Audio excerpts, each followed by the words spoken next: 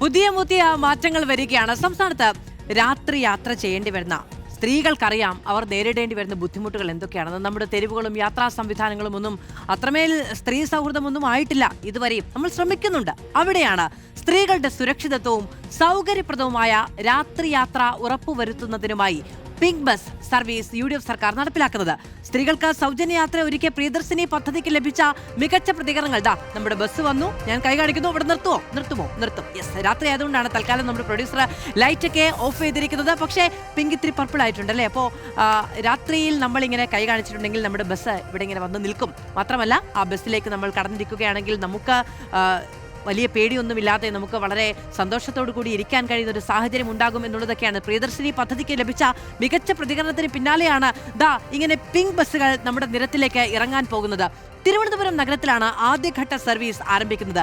Pink bus model നമ്മുടെ മുന്നിലേക്ക് എത്തിയിട്ടുണ്ട്. നമുക്കതിന്റെ വിശദാംശങ്ങളൊക്കെ നോക്കാം. ആദ്യം ഈ പദ്ധതി എന്താണ് എന്നും ലക്ഷ്യം എന്താണ് എന്നതും നമുക്കൊന്ന് പറഞ്ഞു തന്നെ തുടങ്ങാം. എന്താണ് ഈ പദ്ധതി?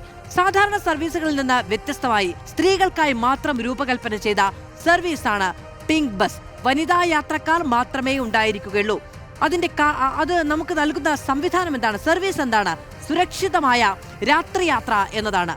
വനിതാ ജീവനക്കാർ കൂടി ആയിരിക്കും ഇതിലുണ്ടാവുക എന്നതും പ്രധാനമാണ്. അതിനായി വനിതാ ഡ്രൈവറും വനിതാ കണ്ടക്ടറും ഉൾപ്പെടെയുള്ള ജീവനക്കാരായിരിക്കും ബസ്സിലുണ്ടായിരിക്കുക.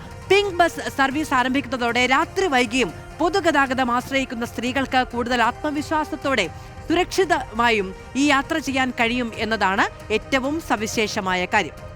ഇനി ഇത് എവിടെയൊക്കെയാണ് നടപ്പിലാക്കുക? ആദ്യഘട്ടം തിരുവനന്തപുരം നഗരത്തിലാണ് എന്ന് നമ്മൾ നേരത്തെ പറഞ്ഞല്ലോ. നമുക്ക് ആ റൂട്ട് കൂടി എന്താണ് എന്ന് നോക്കാം. റൂട്ട് വന്നിരിക്കുന്നു. തിരുവനന്തപുരത്ത് ആണ് സർവീസ് നടത്തുക.